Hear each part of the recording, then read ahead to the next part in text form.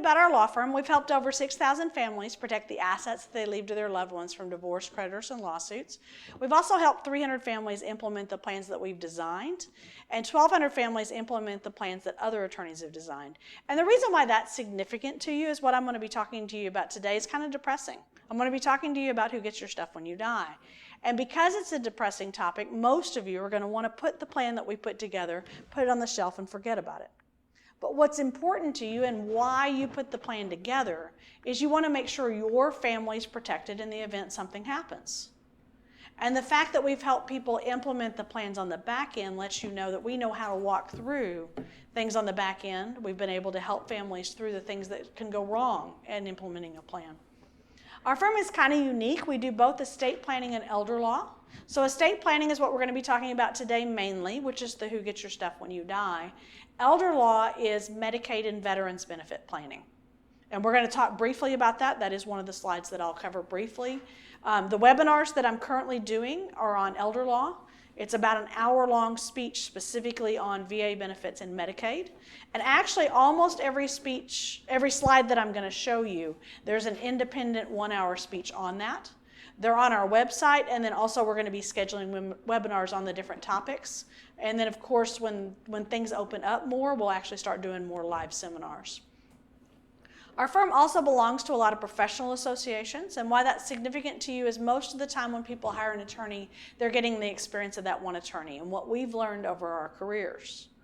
But because we belong to organizations with more attorneys, you're actually able to get the experience from a larger pool. For instance, one of the things that we learned from one of the attorneys that we practice with or is in the group with us up north is he had a situation where he had a lady who had a trust. She was in charge of her trust, and then she was in a car wreck. She ended up in the hospital in a coma for a period of time, and her son took over as trustee. And during that period of time, her son did an excellent job with her money, took really good care of it.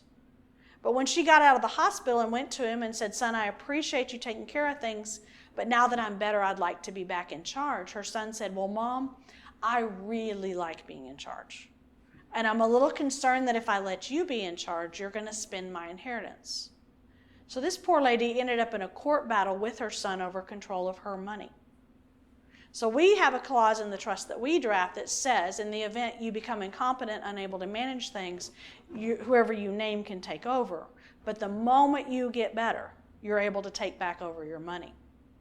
And so we can learn from the group of attorneys nationwide a lot of lessons like that, so our clients don't have to go through those kind of things. We have a location here in Bartonville. We also have a location in Denton and a location in Aubrey. There are 4 attorneys in the office. With your initial meeting, when you come in, you're actually going to meet with the lady in the red flower dress. Her name is Tammy. She's my legal assistant. She's been with the firm for 12 years. So Tammy initially is going to get to know your family, get to know what you want to put together, and then she'll, at the end of the meeting, actually quote you fixed prices based on what you're asking for, and then your next meeting will be with one of the 4 attorneys. So I have a book, and actually Brad can give you one as you walk out on who gets your stuff when you die. It's just, it gives a little more information than the current speech. Actually, when I first wrote the book, I actually transcribed this speech. The speech itself is about 1/8 of the book, and then I had to come up with more stories, more content, more detail. So if you're interested in that, you can get that book as you walk out. So who gets your stuff when you die? It's 14 secrets to protecting the 2 most important things in your life, everyone you love and everything you own. And when I was coming up with this tagline, I really thought through what's important to us. And to all of us, what's important to us is taking care of everyone we love, everyone we care about, and that includes ourselves. So a good portion of the planning talks about if something happens where you're unable to make your own decisions, who do you trust to take care of you financially and medically? And everything you own. Because the other thing that I've found with my clients is most of my clients have worked all their lives to accumulate what they have, and it's going to bother them if the kids blow it within a year. And one of the really scary statistics is 80% of all lottery winnings and inheritances are spent within a year, and it doesn't matter the amount. And so there's some things we can put together in the plan that makes it where that doesn't happen.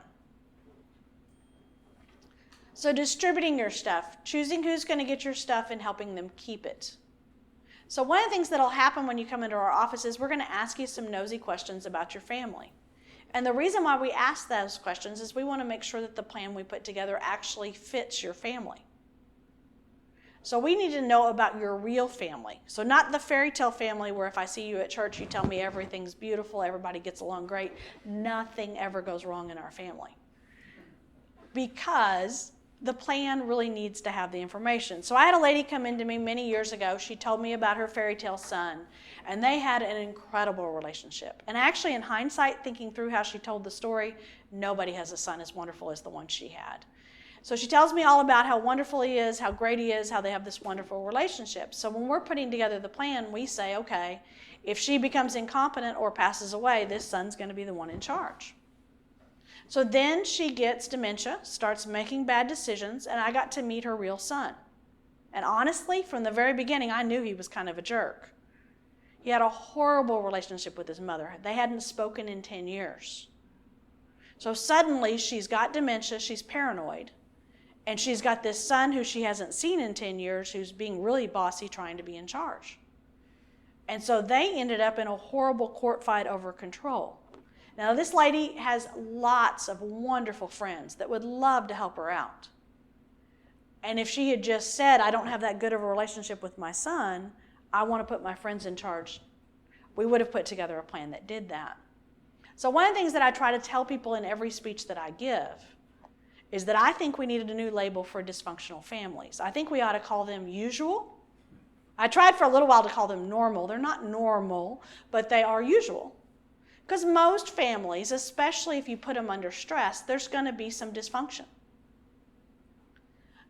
And so we've got to be careful to work around that so we don't have somebody who doesn't have your best interest at heart in charge, or kids that can't stand each other as co-trustees. Now, I had a different client who decided that his two kids, even though they had, the way he described it, they had hated each other from birth. But he had decided that when he passed away, he was going to put them both in charge together because for the first time in their lives, they were going to get along. And his logic behind it is they were both driven by money. And so he figured that they both would realize a court battle would be expensive. They would get along for the first time in their lives because he put them in charge together. Now, his other concern was his daughter liked to spend money, and he wanted her to have at least $40,000 a year for the rest of her life. So he actually wanted the trust drawn up where they each got $40,000 a year for the rest of their lives, but they had to be in charge together. And all they had to do was once a year write each other a check. And he thought they would get along doing that. They ended up in litigation within 2 weeks of him passing away. And they ended up going to mediation and settling so that son's in charge of his money, daughter's in charge of her money, which makes the $40,000 a year go away. So we've got to plan it based on the actual family you have and the actual relationship that they have. Handle with care stuff. What to do if a beneficiary is disabled. So if one of your beneficiaries is on needs-based government benefits, meaning they're not allowed to have over a certain amount of income, a certain amount of assets, we've got to make sure that we put in language that protects that. One, we need to protect them from the outside world so people don't take advantage of them, but we also need to protect the benefits. And you can put money in trust for them and have it not affect their ability to get those benefits. Stuff happens. Smart moves if you or your spouse are diagnosed with Alzheimer's or dementia. I've got 2 other books that I've written, and Brad can give those to you on the way out if you're interested in them. They're both entitled You're Not Alone. One is Living with Alzheimer's Disease. The other is Living as an Alzheimer's Caregiver. And one of the scary things with Alzheimer's is 60% of the people that are caring for somebody with Alzheimer's die first. And part of it has to do with how long people live with Alzheimer's. So the average nursing home stay for somebody with Alzheimer's is 8 years. And a lot of times the caregiver ends up neglecting their own health. So they end up not going to the doctor, not sleeping as well, not doing as well. And so it's exhausting taking care of somebody. The other thing that I've found is people with a diagnosis like this, they go through the same stages of grief that people go through when somebody dies. So the first stage of grief when you get a bad diagnosis is denial. It's not really happening to me. I'm the one person that's not going to have this go bad. And so there's a lot of time that goes by before people realize to plan. And a lot of times by the time somebody with this diagnosis comes into our office to do planning, they may not remember how to spell their own name, and they may not know who their family is. And so at that point, we've got a lot less options as far as putting together a plan. Now, one of the kind of misconceptions in the public is when you get a diagnosis like this, that you're immediately incompetent at the point you get the diagnosis. But if you've ever been around somebody who's become incompetent, it is a slow progression. So you start out perfectly competent, and then you start losing some of your abilities as time goes on. And so we can still redo your plan, still put people in charge, figure out how to put things together, so that way you're still protected even with a diagnosis like this. So incapacity stuff, what if you're out of it? So in the event you're unable to make your own financial decisions, who do you trust to make those? And the person you put in charge should be somebody you trust to do the right thing under all circumstances. So occasionally I'll have somebody say, I want to appoint somebody to be my financial power of attorney or to be in charge of my finances, but I don't want to tell them because I'm kind of concerned they might try to be in charge too soon. Well, if you're concerned about that, we probably ought to pick somebody else to be in charge. Because if you think about it, at the point they take over, you're going to be extremely vulnerable. So do you want them to be looking out for what they're going to inherit, or do you want them to be looking out to make sure you're taken care of? So one of the things that a lot of my clients do is they'll set up a trust. And let me real quick go over with you guys the difference between a will and a trust. Wills and trusts both specify who gets your stuff when you die. The distinction is what happens if you pass away or you become incompetent. So if you have a will and you pass away, we go through probate. And probate's a court process. And if the will is well written, so drafted by an attorney, has the right language in it, probate takes 2 to 3 months, costs $4,000 to $6,000. If it's not written properly, if it doesn't have the right language, so if you've done it yourself online or you've written something out without going to an attorney and getting the right language, it can take over a year to finish a probate and can cost $15,000 to $20,000. If you have a trust in place and you pass away and you've got people, the assets in the name of the trust, people you've named to be in charge, they can actually take over without having to go to court. The other advantage to a trust is if you become incompetent, the trust names who gets to be in charge. And they can actually take over and be in charge of your assets without having to go to court. Now, in order to do that, they're going to need 2 doctor's letters certifying you as incompetent and able to make your own financial decisions. And then they're able to take over and manage the assets. Without that, your family would have to go to court, get a guardianship over you in order to take over the assets in order to manage them. Healthcare stuff. Who's going to make healthcare decisions for you if you can't? So if you were in the hospital unconscious, who do you trust to make healthcare decisions? And you've got to think through who do you trust to make the decisions the way you would make them. Because I have a lot of times I'll have a mother and daughter come into my office and the mom will say, I don't want to be kept alive on machines, period. In fact, don't even hook me up to machines to begin with. And the daughter will say, Mom, I couldn't let you go no matter what. I'm going to do absolutely everything possible to keep you alive. Now, who does mom put in charge? That daughter, every time. And what mom thinks is she's a good daughter. She heard me say I wasn't going to be on machines. She's not going to put me on machines. What daughter hears is mom wants to be on machines. She wouldn't have put me in charge otherwise. So you're better off picking somebody who aligns with what you want. The other thing I would encourage you to do, and I know it's a hard, depressing thing to talk to people about what you want. Do you want to be kept alive on machines, and under what circumstances? And one of the things that I've been trying to train people to do is ask the doctor the quality of life question. So if the doctor says there's a 10% chance she's going to recover, what does that look like? Because a lot of times when you hear the doctor say 10% chance of recovery, you assume you're going to go home and resume your normal life. And what he means is you're going to be in a nursing home in a bed for the rest of your life. Is that what you would want? And so to think through those kind of decisions.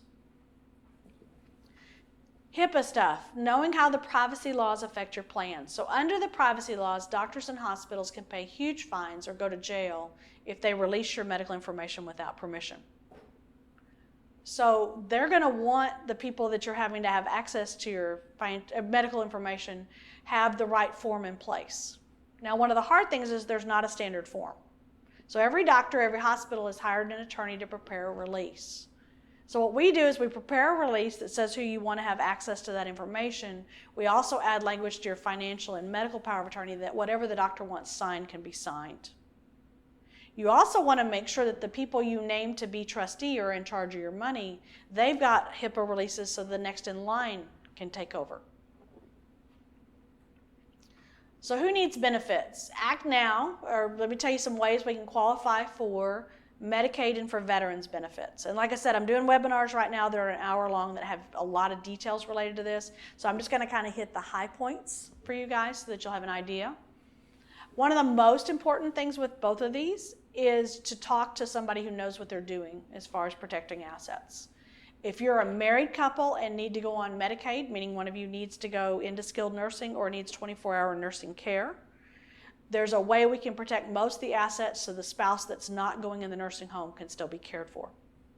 If you're a single person and need to go on Medicaid, we can usually protect about half of the money. Veterans benefits, the important thing to know is that they're out there. So the service requirements for it is you have to have served at least 90 days active duty in the military, 1 day during a defined period of war, and you have to have a medical need for care. And for veterans, they can get about $2,000 a month. Widows of veterans, about $1,000 a month. So if you have somebody in your family that's starting to need home care of any sort, or assisted living or memory care, and they're a veteran, it's worth looking into whether they qualify for the benefits. Both Medicaid and VA benefits have a look back for giving away assets. Veterans benefits, it's 5 years. Veterans benefits is 3 years. Medicaid, it's 5 years. So protecting stuff after it's theirs. So making sure your beneficiaries don't lose what you've left them to divorce, creditors, and lawsuits. Now, I told you earlier we're going to be asking nosy questions about your family. And one of the things we're looking for is, are they responsible enough to manage their own money? And for the ones that aren't responsible enough to manage their own money, we're going to talk through who you want to have be in charge. And a good portion of the time, families will say, well, I'm going to have their older brother be in charge because he's responsible. But if you think about it, you're really putting a strain on their relationship. So younger brother is constantly going to be asking older brother for money, and older brother's constantly going to be telling him no. What's going to happen relationship-wise between the two of them? So we're at least going to talk through, do we want to put somebody neutral like a bank or a corporate trustee in charge so that we can preserve some of that family harmony with how we put things together.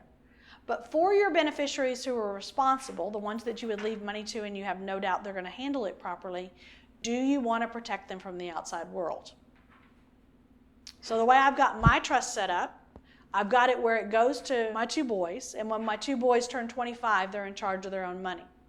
At that point, they can spend it any way they need or want. But if they get divorced, if they get sued, or they have creditor problems, they can't lose it. Now, I first set this trust up when the boys were 7 and 9. They're now 19 and 21. I don't have daughter-in-laws yet. And one of the things that I'm hoping will help a little bit is the fact that I can say I didn't put that protection in because of who the daughter-in-laws are. I put it in there just in case something happens. And even situations where you've got daughter or son-in-laws that are great people, occasionally even great people get divorces. And so it's nice to protect the money for the family. But what's important to most of my clients that have grandkids is to make sure that what they leave to the kids actually makes it to the grandchildren. Because a lot of times one of the things that people haven't thought through is if in the event one of my boys passes away and they're married, they're going to leave everything to their wife. And if she dies, she probably is going to leave it to whoever she marries next. Because most people leave money to whoever they're currently married to. So in order to make sure my grandkids actually get something, it's left to my boys in a way that when they die, it goes to the grandkids. Now I have a few clients that actually want to include the daughter or son-in-law. And we can do that, and we can actually do it where it takes care of your child, then takes care of the daughter or son-in-law, and then still has to loop back to the grandkids, so it stays in the family. Important stuff, how to communicate your values to the next generation. So what's important to you that they remember? Now, I told you at the beginning, people are bothered by the fact that most inheritances are spent within 1 year. So a lot of my clients will actually say, we want our money to last for the lifetime of our beneficiaries. And so they'll actually get monthly allowance or a yearly allowance based on their life expectancy. I have some clients that are bothered by the fact that the number one answer if somebody wins a lot of money in the lottery, what they're going to do is they're going to quit their job. And they're actually going to set about spending every dime of the lottery winning or the inheritance until they're totally broke, and then they'll have to go back to work. And so some of my clients will actually match the earnings. So to make sure that they actually have money, an incentive to work and have money to live on. I have some clients that know that education's important and are concerned that maybe the grandkids won't be able to afford it. And so they actually have set up trusts where all the money's pooled, grandkids can use it for education. Now, if you're going to do that, one of the things I'm going to tell you is I've got a couple stories related to that of things that we want to make sure we set it up properly. So when I was in law school, there was a lady there named Shawn, and Shawn, at the time when we graduated from law school, she was in her 20th year of post-high school education. And the reason why is her grandfather set up this wonderful trust, and maybe her grandfather intended it to be used the way Shawn was using it, but I don't think so. My guess is her grandfather really thought that they were going to use it, get an education, go out and be employed. Well, when we got ready for graduation, we were all talking about trying to find a job because the economy wasn't that good when we first graduated, so we were all worrying about whether we were going to be able to find a job. Shawn was talking about what her next degree was going to be because she really intended to go to school for the rest of her life. And like I said, I never met her grandfather, but I think the odds on the fact that he wanted her to go to school for life were probably pretty low. Other thing to think through is if we're wanting it to go for a pool of people, you've got to be careful that the first people coming through the pool don't spend all the money. So we might want to limit it to in-state tuition, certain housing allowances, those kind of things. Do we want them to make good grades? I had a client who had a grandson whose other set of grandparents had set up a trust, where as long as he was going to school and made good grades, it would pay for all his living expenses. So this particular grandson figured out if he took one class per semester and made an A in it, everything he needed was paid for and then he could just play. So that's probably also not what those grandparents intended either. Retirement stuff, protecting your retirement accounts for your beneficiaries. I've got 2 seminars on this that you might be interested in. The Secure Act, which was passed in December, became effective January 1st. Switched retirement plans from being actually paid out over the lifetime of the beneficiary to being paid out over a 10-year period with a few exceptions. And one of the things that needs to happen related to your retirement plans, if you've got significant sums you're leaving behind, is just talking through, do we want it to go out in that 10-year period or do you want it to go out slower? And do we want to switch maybe to a Roth IRA? They actually, when they passed the law, they figured out that they could raise billions of dollars by getting people to convert to Roth IRAs. So there's a lot of incentives in the new law to do that. And it's worth talking to a financial advisor about whether that's worth it. Like I said, I've got the seminars online talking about that. But a lot of my clients, their retirement plans are a significant portion of their wealth. And if they leave it to the beneficiaries outright, it's not protected against the divorce, creditors, and lawsuits. And it's not guaranteed to go down to the grandkids. So a lot of times we will put something called a retirement plan trust wrapper around it. So that way we're assured that it actually makes it to the grandchildren and stays protected. And I have one seminar that's on the retirement plan trust. I have a different one that's on the Secure Act if you're interested. So finding stuff and organizing stuff. You're going to know where to look, they won't. And I actually have 2 reasons for you to write it down. I used to only have one until I had a lady at one of my seminars raise her hand and she said, I've got $20,000 in silver bars buried in the backyard, but I don't know where. And some really nice people did help her find it. So she did end up, somebody had a metal detector, we were able to help her find it. So if you forget, it's good to know. But also when you pass away, how are the kids going to know that there's silver buried in the backyard? Now, I do recommend if you buy a new house, use a metal detector because I have a lot of clients that bury precious metals in the backyard. So it is a possibility.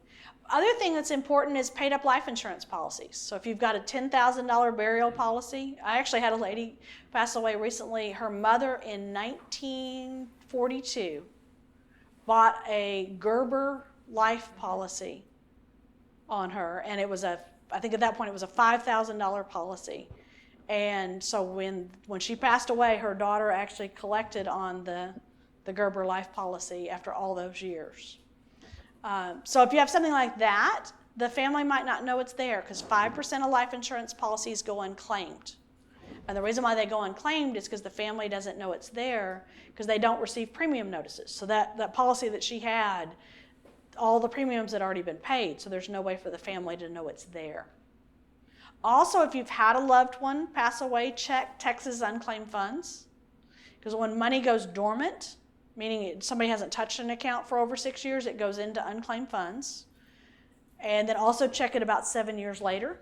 Check it in every state that they've lived in, because every state has an unclaimed funds thing.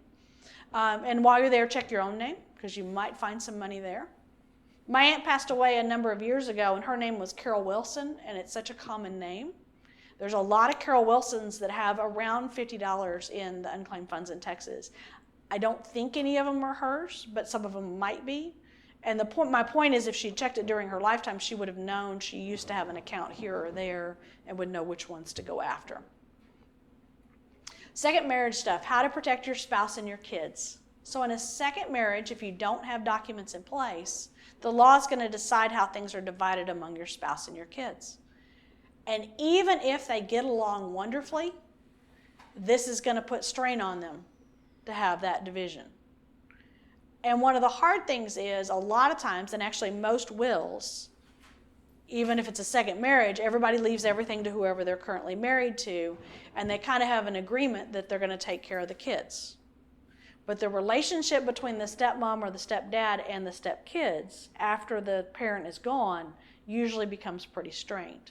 So pretty much what you're doing, if you leave it directly to your current spouse without any language that says you have to leave it to the kids on the second death, you're pretty much disinheriting your kids. Now, I used to only have that conversation in second marriages until I had a couple that I'd represented for a number of years. They were married 65 years. She passed away. He remarried 2 months later, came back in to redo his will, and do you know who he left everything to? The new wife. He had 4 grown kids, grandkids, great-grandkids, and his logic behind it kind of works. His family, because at that point his kids are in their 60s, all of them are grown, responsible. They didn't actually need his money. The new wife needed the money more than the rest of the family. But I started thinking about it. James and I have been married 32 years. And if I die first, I want something to go to my boys. So if I die and he remarries, he can actually use the money I've left him for anything he needs or wants. But when he dies, the money I left him has to go to our boys, can't go to a new wife. Now, in that structure, his half of everything we've accumulated during our marriage, he can actually leave to the new wife. So I'm not saying nothing goes to the new wife. I'm just saying my half doesn't go to the new wife. And so I talk to people about it in second marriages. And most of the time when I talk to people who've been married a long time, they tell me, oh, no. If my spouse passes away, I'm never, ever remarrying. 82% of men do. And I think more women would get remarried if they weren't so outnumbered. So if you guys been to a nursing home, it's usually 30 women to every guy. And even places like Robeson Ranch, which is a 50-plus community, the men are outnumbered. Sentimental stuff, saving your family, conflict and confusion over the personal property. Now, what I hear from people all the time now is we can't get the kids to take the sentimental items. But I can almost guarantee you that you have 1 or 2 sentimental items that your kids are going to fight over. And a lot of times it's hard to predict what those are. So there's one family, 2 brothers, they each inherited over $1 million, and they fight over the grandfather clock in the hall. They actually went and had a lawsuit over it because they both swear that Dad promised them the grandfather clock in the hall. Now, I can almost guarantee you that Dad promised both of them the grandfather clock in the hall. And my reason behind it is none of us are planning on dying. So at the point where each of the sons went to Dad and said, Dad, can I have the grandfather clock in the hall if something happens to you? And Dad said, sure. He really isn't planning on dying. Now, he may be thrilled that they want something. They have a sentimental attachment to something of his, and that's part of why he tells them they can have it. Other real important thing is if there's a story behind it, something you want people to remember, write it down. Or audio tape it or videotape it. So that way that gets preserved for your family. So till we meet again, keeping your plan current and up to date. Has it been over 3 years since you met with the attorney that designed the plan? So I like to meet with my clients every 3 years, and pretty much it's just a check-in meeting. So mainly we talk about what's going on with your family. I tell you a little bit about what's going on with my boys, and it's just we're here for a check-in meeting. Most of the time you don't need to change your plan because life hasn't changed that much, the laws haven't changed that much. But I've had several times where people have come in and said, I don't have anything to change, I'm just coming in pretty much to say hi. And then as we start exploring and talking through what's going on with the family, there'll be something pretty dramatic. A few years ago, I had an unusual one. We actually had done the plan about 6 years ago, and the couple had 2 daughters. 2 daughters, and the 2 daughters don't get along at all. But one of the daughters was married to a CPA, and the CPA was a good, solid guy, and they said both daughters would agree that he would be fair. No matter what, son-in-law would be fair. So we come in for the 6-year meeting, and I say, okay, in your plan, if you become incompetent, your son-in-law is going to step in. And they said, why would we do that? He just left our daughter for another woman, and we hated him from the moment we met him. Because I don't know if you've done that in your life, but really we rewrite history. We don't remember that we ever liked the son-in-law that's no longer a son-in-law. And when I put together their plan, and we talked about putting the son-in-law in there, I asked them if I could put the language I usually put, which is if he's still married to your daughter. And they said, oh, no, he is a great guy, and that would hurt his feelings. And so we didn't have that language in there. So if they'd passed away prior to, or become incompetent prior to changing their documents, suddenly this son-in-law would be in charge. Now, hopefully he's a good enough guy that he would have just stepped aside and then the daughters could have been in charge, but maybe not. So that's part of why we get together, is just to make sure we know what's going on. Now, I told you at the beginning we also do elder law, so we help people with Medicaid and with veterans benefits. The sooner we do planning for that, the more we can protect. So the other thing that happens is with Medicaid, you can give away assets to protect them 5 years before you need Medicaid. If with the 3-year meeting we can find out you've had a bad diagnosis and we need to talk about that kind of planning, the earlier we talk about it, the better. So where do you go from here? I told you earlier we're not planning on dying. None of us are. We think there's a 100% chance it's going to happen someday, but we all hope it's very, very far away. So most people end up procrastinating. But it's much, much easier to have the conversation while you're healthy. Because then it's if I die someday way far away, what are we going to put together? As compared to it's happening now. Now we do crisis planning. We do planning for people that are in the hospital, have very little time left. But it's so much easier to have the conversation when it's a more theoretical kind of conversation. Now I told you at the beginning, the way you get started with our office is your initial meeting will be with Tammy. She'll get to know your family, get to know what you want to put together, and then your second meeting will be with one of the attorneys in our office. We do everything at fixed prices because we want to make sure that you know going in what it's going to cost. There's a lot of attorneys out there that bill hourly, and so it's just kind of a surprise when you get the bill at the end of the month. Ours is actually, you'll know going in as to what we're putting together.